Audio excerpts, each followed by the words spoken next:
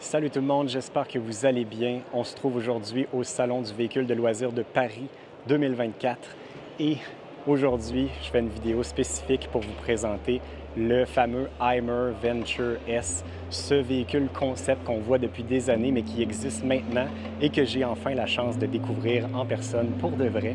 Il est tellement populaire qu'il faut s'inscrire sur une liste pour réserver un créneau puis avoir une heure précise, on va pouvoir le visiter. Ça va être bientôt à mon tour, fait que j'ai bien hâte de vous présenter ça.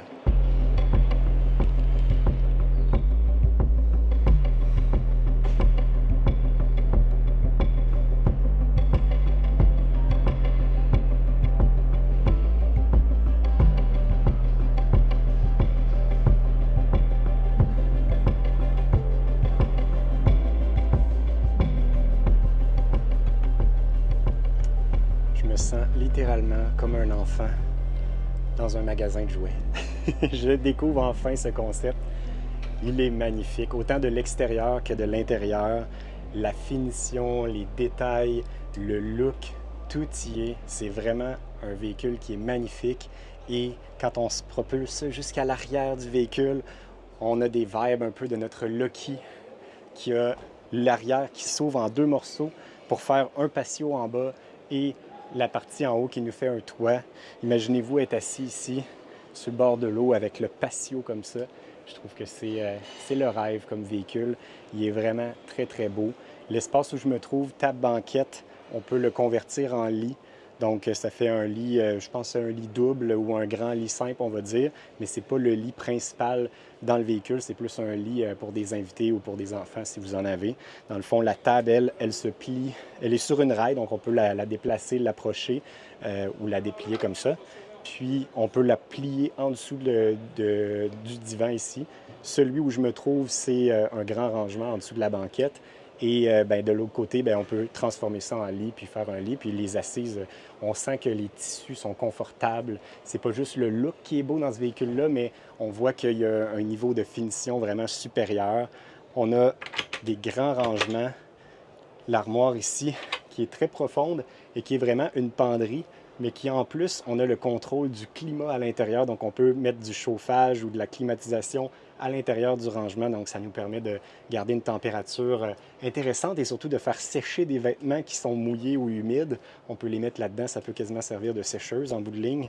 C'est quand même très intéressant. Du côté de la cuisine, on a beaucoup de rangements aussi. Des grands espaces, encore une fois avec une finition incroyable. Les poignées qui sont très très belles, qui se barrent solidement parce que c'est un véhicule qui est fait pour faire du hors-route aussi, avec la petite finition, la poignée ici en cuir en dessous qui est super belle. On a notre plaque de cuisson au gaz, double, deux ronds, mais on a beaucoup d'espace. C'est pas comme dans les plaques dométiques où on peut mettre juste un petit chaudron. Là, ici, on a vraiment de la place pour mettre une bonne poêle et un bon chaudron, puis faire de la cuisine. On a encore une fois les murs à finition en style bambou un peu. Je trouve que c'est très beau, mais j'ai peut-être peur que ça se démode, ce style de finition-là. On a le rappel du bambou avec la petite planche décorative pour le lavabo. Puis un lavabo d'une bonne taille, enfin, dans un véhicule, dans un véhicule en Europe. On dirait que tout le monde utilise tout le temps les trucs dométiques. Je suis content de voir que chez Hymer, on met des trucs un petit peu plus haut de gamme. Le robinet qui sort du mur, toutes des petites touches, des finitions qui sont bien réfléchies.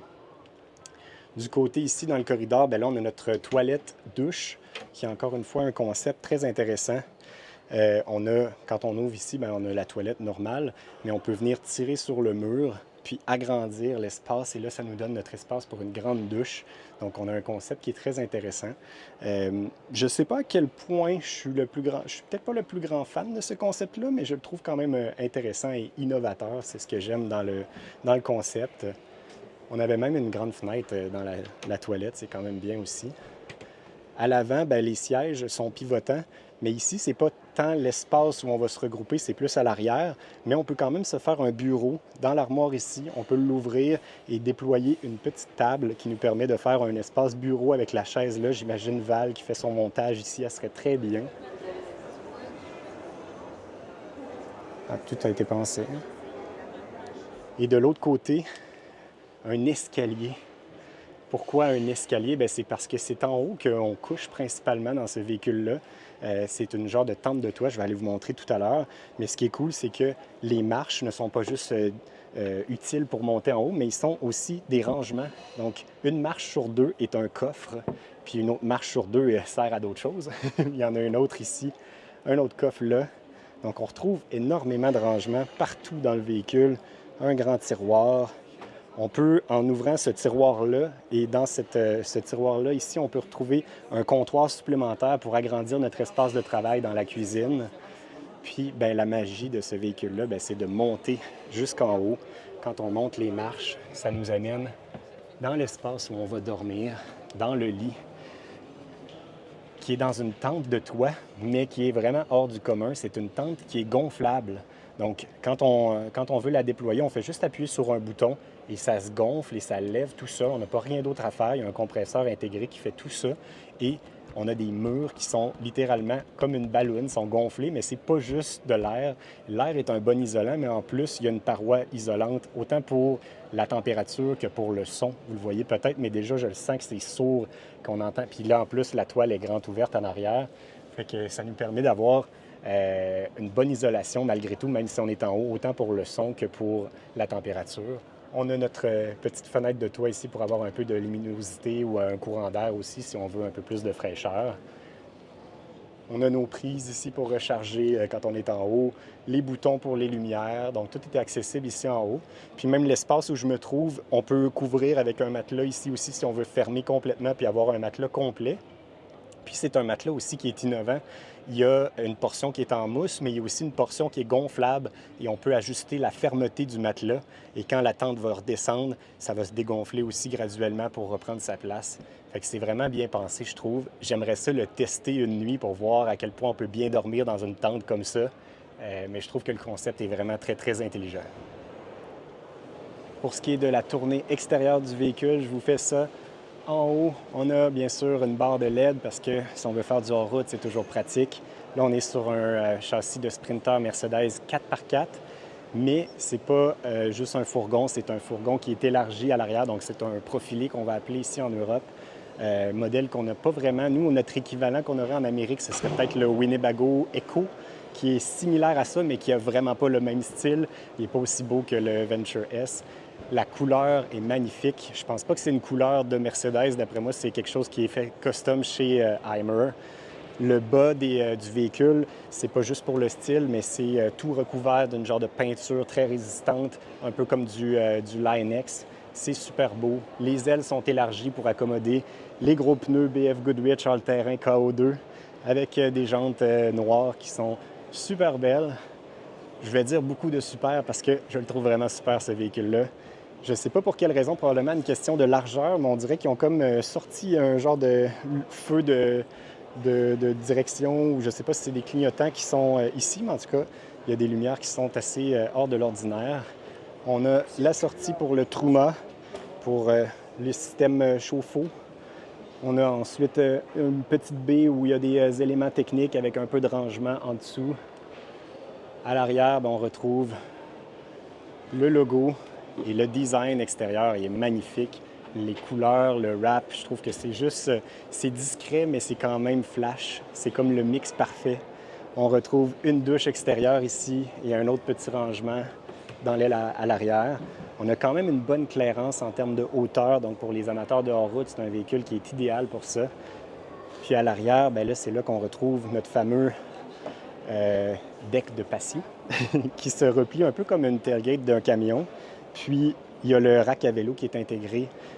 Puis, ils ont même pensé à mettre une échelle qui permet de monter directement par l'arrière, donc sans avoir besoin de passer par la porte avant.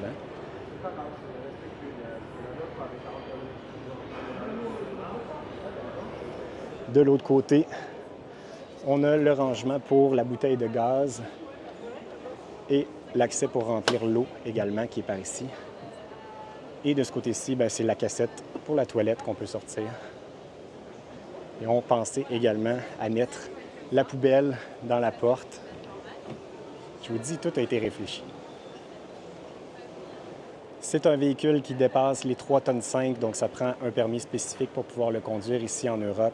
Et il coûte 271 000 € à partir de, parce qu'après ça, il y a une grande liste d'options qu'on peut ajouter. Donc, c'est un véhicule qu'on peut accessoriser et monter la facture assez considérablement. Fait que c'est pas donné, mais je trouve que c'est vraiment un véhicule d'exception pour les gens qui trippent à sortir hors des sentiers battus, qui veulent peut-être faire au-delà de l'Europe, mais d'aller peut-être même jusqu'en Afrique avec un véhicule comme ça. Je pense que ça peut être bien intéressant.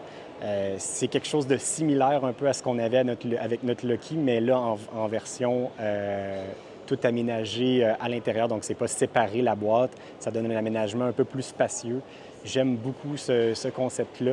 Donnez-moi-en un, s'il vous plaît. C'est ce qui conclut ma visite du Hymer Venture S. J'espère que vous avez apprécié. Si vous avez des questions sur le véhicule, n'hésitez pas à les laisser dans les commentaires. Je vais essayer d'y répondre du mieux que je peux. Et sinon, on continue la visite. Il y a peut-être d'autres vidéos à venir du Salon du véhicule de loisirs, donc abonnez-vous à la chaîne pour ne pas les manquer. Merci à tous et à la prochaine.